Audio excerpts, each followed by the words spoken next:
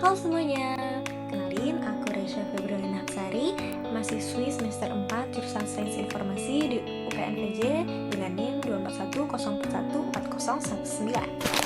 Pernah gak sih kalian dengerin lagu lewat Spotify? Pastinya pernah dong, tapi walaupun Spotify ini sudah sangat familiar dan juga sering digunakan oleh generasi masa kini, nyatanya Spotify bukan media yang benar-benar baru loh. Spotify merupakan wujud transformasi dari media lamanya, yaitu radio. Proses transformasi dari radio ke Spotify ini merupakan contoh dari media morfosis atau metamorfosis media. Penjelasan lebih lanjut tentang media morfosis sebagai berikut. Media morfosis atau metamorfosis media merupakan transformasi media komunikasi karena adanya perkembangan kebutuhan, tekanan kompetitif, dan juga perkembangan inovasi sosial dan teknologi. Media morfosis itu menekankan bahwa suatu media tidak benar-benar muncul secara spontan atau tiba-tiba, melainkan media itu bertransformasi atau berkembang dari media pendahulunya. Media morfosis ini memiliki beberapa prinsip dasar, diantaranya yaitu ada genealogi dan juga koevolusi. Prinsip genealogi itu menjelaskan bahwa media baru pasti akan selalu mempertahankan ciri genetik dari media lamanya. Sedangkan kalau koevolusi itu menjelaskan bahwa suatu media baru itu tidak benar-benar berkembang secara terisolasi dan juga tidak mematikan media lamanya, tapi keduanya ini justru saling mempengaruhi satu sama lain. Nah, dari contoh Spotify yang telah aku sebutkan tadi, Spotify sendiri itu merupakan platform di mana kita bisa mendengarkan musik kapanpun dan dimanapun asalkan kita terhubung dengan internet. Sedangkan radio itu adalah sebuah media di mana kita bisa mendengarkan musik, tapi biasanya hanya bisa kita temukan di tempat-tempat tertentu saja, misalnya di rumah atau di mobil. Dan jika pun kita ingin mendengarkan lagu pilihan kita bisa mendengarkannya di radio melalui kaset dan juga tape atau CD. Transformasi dari radio yang seperti itu ke Spotify ini menunjukkan adanya media morfosis dengan dua prinsip tadi. Nah, untuk prinsip pertama yaitu genealogi, aku menemukan bahwa Spotify ini tetap mempertahankan ciri genetik dari radio. Ada 4 ciri genetik yang menurut saya itu masih dipertahankan oleh Spotify. Yang pertama itu adalah konten utamanya. Nah, konten utama dari Spotify itu adalah musik atau lagu, yang mana itu sama juga seperti apa yang ada di radio, yaitu konten utamanya adalah musik dan lagu yang biasanya dibawakan oleh penyiarnya. Nah, yang kedua itu adalah ciri keberadaan penyiarnya. Walaupun keberadaan penyiar ini mungkin cukup mengganggu gitu ya di beberapa orang, karena ketika kita sedang asyik mendengarkan musik mungkin tiba-tiba dijeda oleh suara penyiar, baru akan lanjut ke lagu berikutnya dan sebagainya gitu. Jadi beberapa orang ini sudah menyukai bagaimana Spotify itu membuat kita bisa mendengarkan musik tanpa dijeda oleh penyiar. Walaupun Spotify itu memfasilitasi penggemarnya untuk mendengarkan musik tanpa adanya jeda penyiar, tapi nyatanya Spotify ini tetap mempertahankan loh keberadaan penyiar, namun dengan fitur yang berbeda. Jadi memisahkan fitur untuk musik dan juga penyiaran itu. Nah, untuk fitur penyiaran ini ada di fitur podcast dari Spotify. Nah, di podcast ini biasa dibawakan oleh suatu komunitas, organisasi, kelompok, atau bahkan individu yang membahas keseharian mereka, storytelling, ataupun bahkan topik yang menarik gitu untuk dibahas.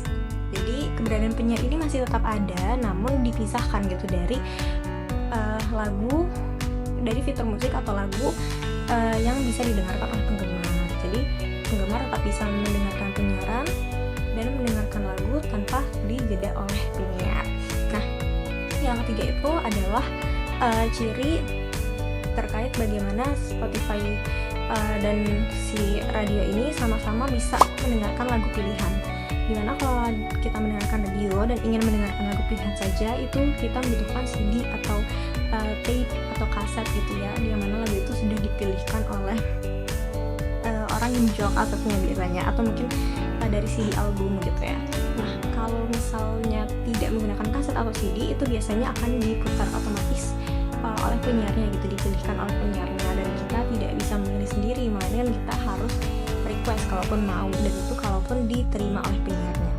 Nah, kalau di Spotify sendiri itu juga ada gitu, mempertahankan bahwa kita bisa mendengarkan hanya lagu-lagu pilihan dengan keberadaan fitur playlist. Di samping fitur playlist itu juga ada fitur album digital juga di Spotify, yang mana kita bisa hanya mendengarkan lagu yang berada di album tersebut. Jadi kalau kita ingin mendengarkan lagu-lagu pilihan saja, kita bisa membuat playlist dari lagu-lagu yang kita sukai, atau kita bisa mendengarkan lagu dari satu album itu saja. Nah, selebihnya itu kita bisa mendengarkan lagu secara autoplay dari pihak Spotify-nya. Nah, walaupun tadi ya penyiar itu sudah dipisahkan dari fitur lagu, tapi terkait autoplay ini masih tetap dijalankan oleh Spotify gitu, sistem autoplay ini. Jadi kita nggak harus benar-benar klik setiap lagu baru dia berganti, tapi bisa langsung muter begitu aja, dipilihkan oleh platform atau aplikasinya. Seperti itu. Dan juga ada ciri genetik keempat, yaitu adalah keberadaan award. Nah, kalau di radio itu biasanya setiap bulan atau mungkin setiap minggu gitu ya, ada award tersendiri kayak nama penyanyi terfavorit bulan ini, atau penyanyi pilihan bulan ini, lagu atau artis pilihan. Nah, itu biasanya ada, dan itu biasanya keuntungan yang diberikan itu adalah lagu dari penyanyi tersebut diputar lebih banyak dibandingkan lagu dari penyanyi lain dalam bulan tersebut. Nah, di Spotify ini mempertahankan dalam wujud yang lebih modern dengan bantuan algoritma terkait fitur tersebut, yaitu dengan adanya fitur-fitur kayak trending songs, discover weekly, best singer of this month, or something like that gitu ya. Biasanya tetap ada di Spotify di laman utamanya gitu, tampilan pertamanya. Jadi untuk penyanyi pilihan di bulan tersebut itu biasanya mendapatkan promosi gitu ya dari Spotify, agar bisa didengarkan lebih banyak oleh orang lain dan ditemukan lebih mudah oleh orang lain melalui adanya fitur-fitur berdasarkan algoritma tadi. Nah, itu aja sih ciri genetik yang saya temukan di Spotify yang masih dipertahankan dengan media lamanya, yaitu radio.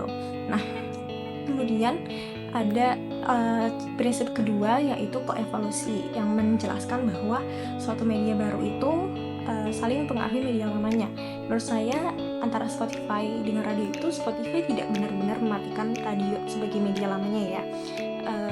Walaupun radio ini sudah sangat jarang ditemukan di rumah, tapi bagaimanapun Spotify ini, radio ini masih sering digunakan di dalam mobil. Bukan sering ya, bahkan kayaknya hampir semua mobil masih mempertahankan keberadaan radio ini. Dan radio ini alih-alih benar-benar dimatikan gitu ya, benar-benar dihilangkan, radio ini justru dikembangkan oleh para pengembangnya gitu. Jadi dengan keberadaan Spotify, radio itu dikembangkan menjadi radio Bluetooth, di mana orang itu bisa mendengarkan lagu tidak harus dari kaset, tidak harus dari tape, tidak harus dari frekuensi dan memilih penyiarannya, memilih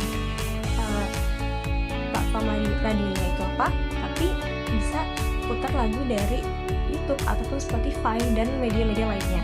Jadi bisa mencari lagunya itu secara digital, tapi kita mendengarkannya lewat radio. Nah, jadi alih-alih menghilangkan si radio ini, Spotify itu justru membantu radio itu untuk berkembang mengikuti perkembangan zaman gitu. Dimana seperti radio ini sekarang ada fitur Bluetooth yang membuat pemilihan lagu dan sebagainya itu bisa dilakukan secara digital, termasuk melalui Spotify-nya itu sendiri, tapi didengarkannya tetap melalui radio. Nah, jadi seperti itu saja menurut saya tentang metamorfosis dari radio ke Spotify ini. Kurang lebihnya mohon maaf, terima kasih.